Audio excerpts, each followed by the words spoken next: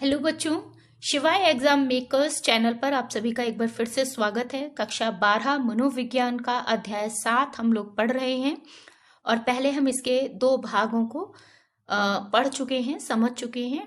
आज हम इसका अंतिम भाग पढ़ेंगे और इसमें हम जानेंगे सामाजिक सुक्रीकरण, स्वैराचार और समूह ध्रुवीकरण क्या होता है इसके बारे में।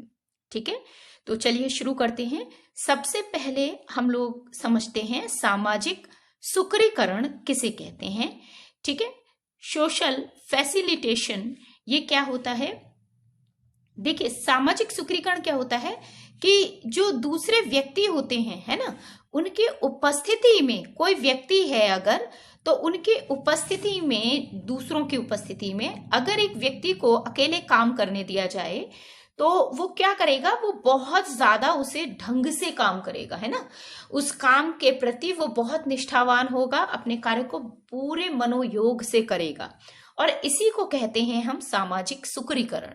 ठीक है, ऐसा क्यों होता है? ऐसा इसलिए होता है क्योंकि जो व्यक्ति होता है वो दूसरों की उपस्थिति में, ठीक है, उसको ये एहसास होता है कि ये कार्य मुझे सौंपा गया है, अकेले मेरी जिम्मेदारी है, मेरा उत्तरदायित्व है। तो व्यक्ति के जो प्रयास हैं, क्योंकि उनका मूल्यांकन वैयक्तिक रूप से हो रहा है, पर्सनली हो रहा है, इसीलिए वो दूसरों की उपस्थिति में क्या करता है, एक भाव प्रबोधन उसके अंदर उत्पन्न होता है कि क्योंकि मेरी जिम्मेदारी है, अगर कुछ गलत हुआ तो मुझको भी ब्लेम लगेगा, मुझे ही जो है इसका दोषी माना जाएगा। इसीलिए वो अपने कार्य को बहुत ईमानदारी से करने का प्रयास करता है और इसी को कहते हैं हम सामाजिक सुक्रीकरण। ठीक है, तो सामाजिक सुक्रीकरण का क्या कारण होता है? सामाजिक सुक्रीकरण का कारण होता है कि दूसरों की जो उपस्थिति है उसमें व्यक्ति जब अकेले कार्य का निष्पादन करता है तो वो बहुत उसको ढंग से करता है, बहुत जिम्मेदारी के साथ, उत्तरदायित्व के साथ करता है। ठीक है, तो ये हमारा कहलाएगा सामाजिक सुक्रीकरण। अब बात करते हैं कि सामाजिक स्वैराचार क्या है। ठीक है, ये बिल्कुल सामाजिक सुक्रीकरण का उल्टा है, उसका विलोम है, अपोजिट है। ठीक है, सोशल लोफिंग, लोफिंग क्या होती है कि बेटा जब हमारा एक बड़ा समूह होता है और एक बड़े समूह के अंग के रूप में कोई व्यक्ति अकेले नहीं काम कर रहा, वो दूसरे लोगों के साथ मिलकर काम कर रहा है, दूसरे व्यक्तियों के साथ मिलकर काम कर रहा है, तो जब वो किसी कार्य का निष्पादन करेगा तो इसको हम सामाजिक स्वैराचार कहते हैं। यानी कि सामाजिक सुक्रीकरण है जब किसी समूह का अंग होते हुए भी वो अकेले कार्य कर रहा है। ठीक है, निष्पादन की सारी जिम्मेदारी, कार्य के निष्पादन की जिम्मेदारी केवल वही वहन कर रहा है। ठीक है, तो वो कार्य को बहुत अच्छे से करता है। लेकिन जब वो किसी बड़े समूह के एक छोटे से भाग के रूप में, एक छोटे से अंश के रूप में काम करता है और उस समूह में और भी लोग हैं जो उसके साथ काम कर रहे हैं, तो ऐसी स्थिति में वो निष्ठा उसकी दिखाई नहीं देती, वो उतनी ही उत्तरदायित्व की भावना से काम नहीं करता और यही कहलाता है सामाजिक स्वैराचार। ठीक है, अगर सामाजिक स्वैराचार की बात करें तो सामाजिक स्वैराचार क्या है कि यदि एक समूह में हम व्यक्ति के प्रयासों को समुचित कर दें, है ना, समुचित कर दें कि अगर हम व्यक्ति के प्रयास जो हैं वो उसके पर्सनली, व्यक्तिगत रूप से उसके प्रयासों का मूल्यांकन न किया जाए, समूह के पूर्ण जो प्रयास हैं उनके अंतर्गत ही उसका मूल्यांकन रहे, तो ऐसी स्थिति में जब संपूर्ण समूह को हम निष्पादन, संपूर्ण समूह का एक साथ देखते हैं तो अकेले निष्पादन की तुलना में व्यक्ति कम मेहनत करते हैं। ठीक है, वो ज्यादा मेहनत नहीं करते क्योंकि उन्हें पता है कि अकेले उनकी जिम्मेदारी नहीं है, पूरे समूह की जिम्मेदारी है, तो मैं क्यों मेहनत करूं, दूसरा और कोई कर लेगा। ठीक है, और यही कहलाता है सामाजिक स्वैराचार। ठीक है, कि एक जब बड़े समूह के अंश के रूप में व्यक्ति कार्य करता है तो उसकी मेहनत कम हो जाती है, उत्तरदायित्व की भावना कम हो जाती है और वह कम जिम्मेदारी के साथ कोई भी कार्य करता है। बात समझ में आ गई? चलिए आगे बढ़ें। तो सामाजिक स्वैराचार से संबंधित एक प्रयोग भी है जो कि लताने जी ने किया है। लताने एक मनोवैज्ञानिक जिन्होंने अपने सहयोगियों के साथ एक प्रयोग किया था और इस प्रयोग में उन्होंने क्या किया कि उन्होंने, इस प्रयोग में उनका लक्ष्य था ये जानना कि लोग सामाजिक परिस्थितियों में कितना शोरगुल करते हैं। ठीक है, तो लक्ष्य दूसरा था लेकिन इससे उन्होंने सामाजिक स्वैराचार का पता लगाया। ठीक है। तो उन्होंने क्या किया, उन्होंने एक छात्रों के समूह को इकट्ठा किया और उनसे कहा कि वे जोर से ताली बजाएं। ठीक है, ताली बजाकर हम जनरली लोगों को अप्रिशिएट करते हैं, वाहवाही करते हैं उनकी। तो उन्होंने कहा कि आपको बहुत जोर जोर से ताली बजानी है सभी को। और फिर उन्होंने देखा कि जब तक 2-4 छात्र थे, ठीक है, 2-3 छात्र थे, तो बड़े मेहनत से वो लोग ताली बजा रहे थे, क्योंकि उन्हें पता था कि 2 लोग हैं सामने दिखाई दे रहे हैं, ताली नहीं बजाएंगे तो आवाज नहीं होगी, आवाज नहीं होगी तो पता चल जाएगा कि शोरगुल नहीं हो रहा है। क्लियर। तो वो जब 2-3-4 छात्र थे तो बड़े आराम से वो ताली बजा बजा के और अपना वाहवाही कर रहे थे। लेकिन जैसे ही उन्होंने देखा कि समूह के आकार को बढ़ाया गया, ठीक है, 4 से 10 किए गए, 10 से 20 किए गए, 20 से 25 किए गए, 100 किए गए, तो उन्होंने देखा जैसे जैसे समूह का आकार बढ़ाया गया है वैसे वैसे जो शोरगुल की मात्रा है वो समूह आकार के साथ बढ़ी तो है, लेकिन उन्होंने पाया कि प्रत्येक सहभागी जितने जोश से पहले तालियां बजा रहे थे, जितना शोर वो पहले कर रहे थे, अब वो शोर नहीं कर रहा प्रत्येक व्यक्ति। ठीक है, आवाज तो बढ़ रही है क्योंकि 100 लोग जब ताली बजाएंगे तो 2 की तुलना में अवश्य तेज आवाज होगी, लेकिन वो जो 100 लोगों की ताली है उसमें आधे से ज्यादा लोग हैं जो बहुत धीमी ताली बजा रहे हैं या सिर्फ ताली बजाने का एक ड्रामा कर रहे हैं, नाटक कर रहे हैं, पूर्ण रूप से वो ताली नहीं बजा रहे हैं। ठीक है, तो इससे उन्होंने क्या पता लगाया, इससे उन्होंने पता लगाया कि सामूहिक स्वैराचार क्या करता है, समूह के सदस्यों को विश्राम करने और दूसरे के प्रयासों का परिणाम मुफ्त में प्राप्त करने का अवसर प्रदान करता है। कि जब सामाजिक स्वैराचार की बात होती है तो सामाजिक स्वैराचार में व्यक्ति दूसरे के प्रयासों का भी लाभ कमा लेता है। ठीक है, कुछ लोग तो वाकई में मेहनत करेंगे और कुछ लोग उनकी मेहनत का फायदा उठा लेंगे और बिना कोई मेहनत के वो उनके श्रेय को ले लेंगे। जो उन्होंने दूसरों ने काम किया है अपनी मेहनत से, उसका श्रेय, उसकी प्रशंसा कोई दूसरा ही बटोर लेगा। ठीक है, तो यही है सामाजिक स्वैराचार। ठीक है भाई, समझ में आया? चलिए इससे आगे बढ़ते हैं। सामाजिक स्वैराचार उत्पन्न होने के क्या कारण हैं? तो सामाजिक स्वैराचार क्यों उत्पन्न होता है? सबसे पहला कारण है कि जो समूह के सदस्य हैं वो संपूर्ण कार्य के प्रति अपने उत्तरदायित्व की भावना को कम समझने लगते हैं। ठीक है, जब सामाजिक स्वैराचार होता है, जब समूह में व्यक्ति काम करता है, एक ही व्यक्ति और समूह में काम कर रहा है, तो ऐसी स्थिति में वो जनरली क्या होता है, सारा कार्य उसकी अपनी जिम्मेदारी नहीं है, तो उसे पता है कि मुझसे तो कोई प्रश्न करेंगे ही नहीं क्योंकि मैं अकेला तो हूं नहीं, और भी लोग हैं, इसलिए वो अपनी जिम्मेदारी कम समझता है और इसीलिए वो पूरे मनोयोग से अपना काम नहीं करता। दूसरी चीज, सदस्यों की अभिप्रेरणा कम हो जाती है। सामाजिक स्वैराचार में क्या हो जाएगा, अभिप्रेरणा कम हो जाएगी, उन्हें लगेगा अरे वह मेरा तो कुछ है ही नहीं, मेरी तो कोई प्रशंसा होनी नहीं है, वो तो पूरे समूह की प्रशंसा है, तो मैं क्यों करूं इतनी मेहनत।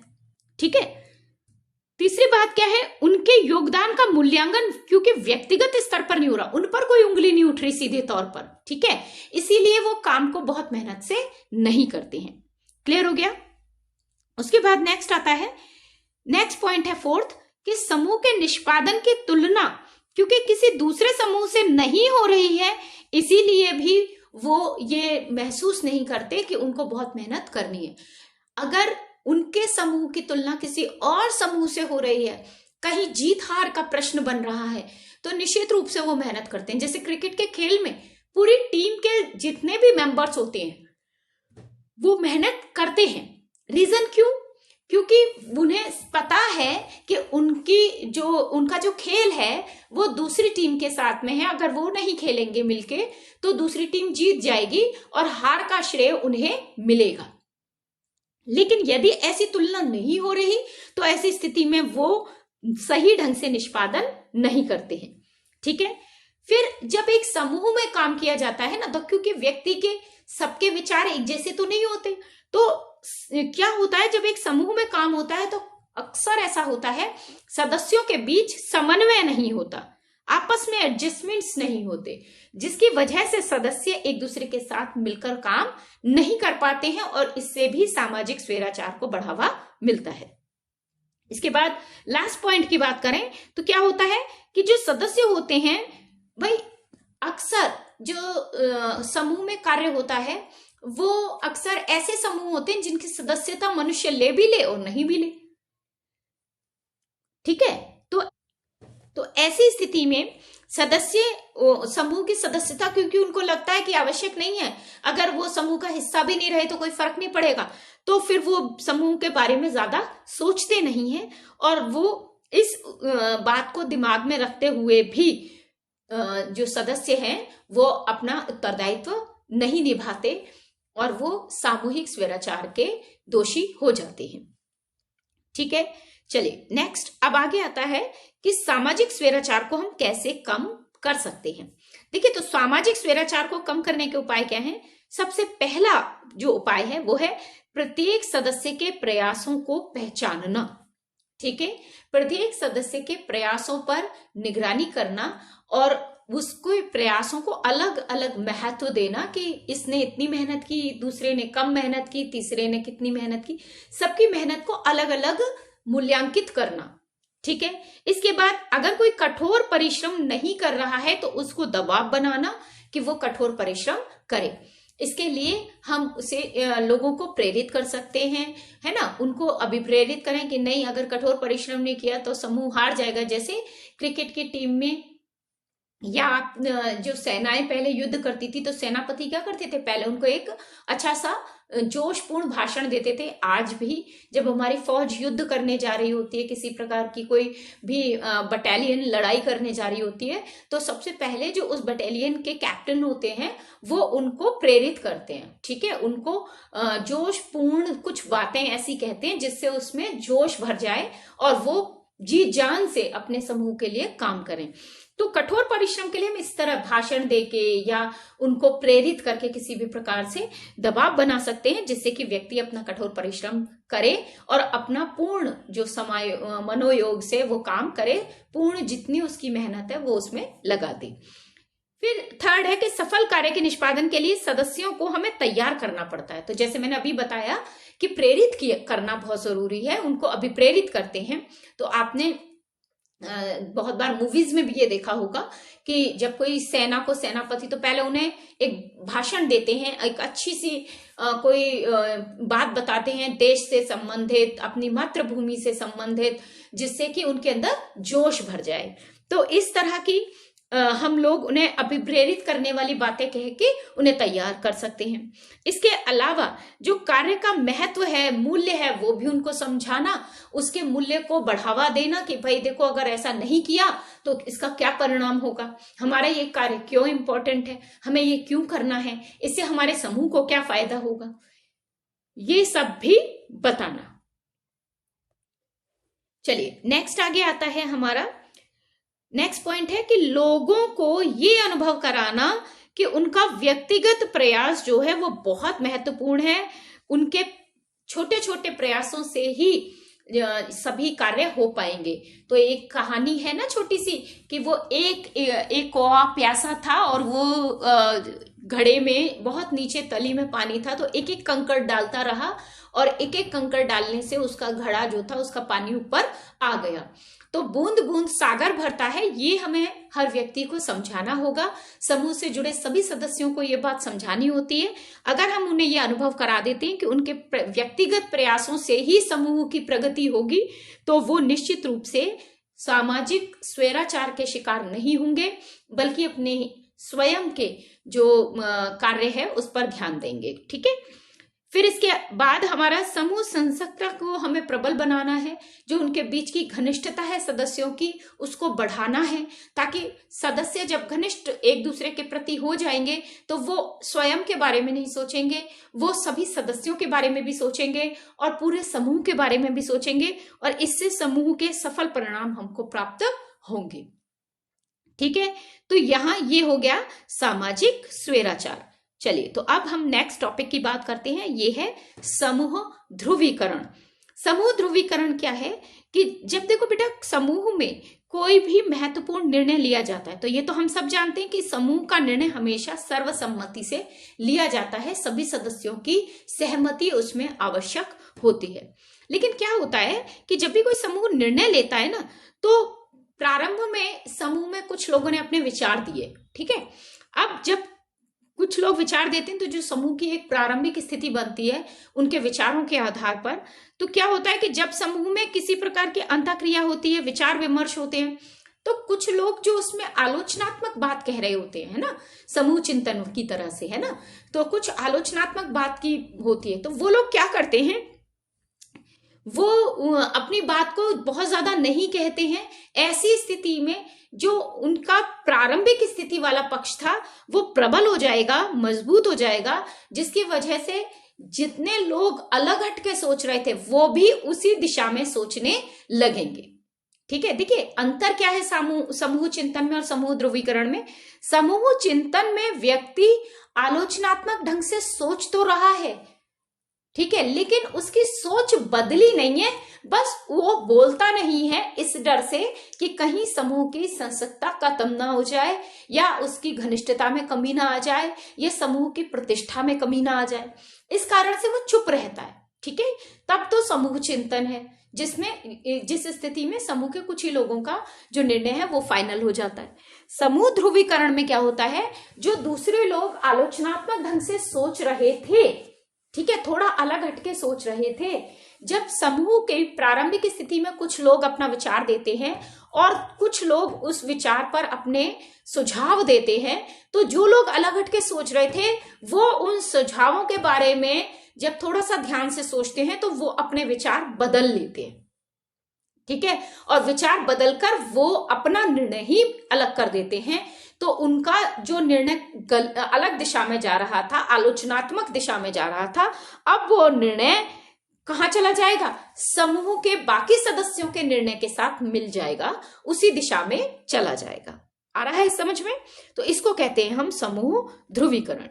अब समूह ध्रुवीकरण कभी कभी बहुत अच्छा भी रहता है, कभी कभी बहुत खराब भी रहता है, कभी कभी इसके बहुत खतरनाक परिणाम होते हैं, और कभी कभी इसमें कठोर निर्णय भी लेना पड़ सकता है, या बहुत कमजोर निर्णय भी लेना पड़ सकता है। तो हमें क्या करना चाहिए समूह ध्रुवीकरण के लिए, ये हम देखें। इससे पहले समूह ध्रुवीकरण उत्पन्न होने के कारण क्या है। तो देखिए, क्यों उत्पन्न होता है समूह ध्रुवीकरण? उसका कारण है कि किसी भी मुद्दे पे समान विचार रखने वाले जो लोग होते हैं, जो लोग समान विचार रखते हैं, वो व्यक्ति से जब परिचर्चा की जाती है, जब व्यक्ति बात करते हैं आपस में, तो एक जैसे विचार रखने वाले जो लोग होते हैं उनके दृष्टिकोण आपस में मैच हो जाते हैं। ठीक है, और जब कोई व्यक्ति अपने दृष्टिकोण के समर्थन में कोई बात सुनता है, तो वो व्यक्ति क्या हो जाता है, नए तर्क को सुनने की उसमें एक संभावना बन जाती है, और वो उसी दिशा में मुड़ जाता है जिस दिशा में वो तर्क को सुन रहा है। क्लियर होगी बात? उसके बाद नेक्स्ट क्या होता है कि जब भी लोग अन्य लोगों को देखते हैं कि भाई ये तो उनके पक्ष में ही बात कह रहे हैं, जो बात वो कह रहे हैं वही बात अन्य लोग भी कह रहे हैं, तो उन्हें ऐसा लगता है कि ये दृष्टिकोण तो जनता स्वीकार कर रही है और जनता ही इस दृष्टिकोण के लिए हमसे कह रही है, तो इसका मतलब हम जो सोच रहे हैं वह सही है और हमको यही निर्णय ले लेना चाहिए। तो ऐसी स्थिति में ये एक प्रकार का अनुरूपता प्रभाव प्रदर्शित होता है, एक दूसरे के समरूप अनुरूप व्यवहार प्रदर्शित होता है, इसीलिए इसे अनुरूपता व्यवहार भी कहते हैं। कि जब भी हम कोई दृष्टिकोण विचार जब लोगों के सामने, समूह के अन्य सदस्यों के सामने रखते हैं, तो समूह के अन्य सदस्य अगर उसको समर्थित कर देते हैं, उसका समर्थन करते हैं, तो व्यक्ति को वो ऐसा लगता है कि जनता के द्वारा इस विचार को वैधीकृत कर दिया गया है, संपूर्ण जनता इसे स्वीकार रही है, और इसी को कहते हैं अनुरूपता प्रभाव। क्लियर हो गया? इसके बाद नेक्स्ट आता है हमारा कि जब लोग समान विचार रखने वाले, ठीक है, नेक्स्ट पॉइंट क्या है कि जब लोग समान विचार रखने वाले व्यक्तियों को देखते हैं तो उनको क्या लगता है, वो उन्हें अपने जैसे देखते हैं, यानी अंतः समूह के सदस्य के रूप में लोग उन्हें देखने लगते हैं।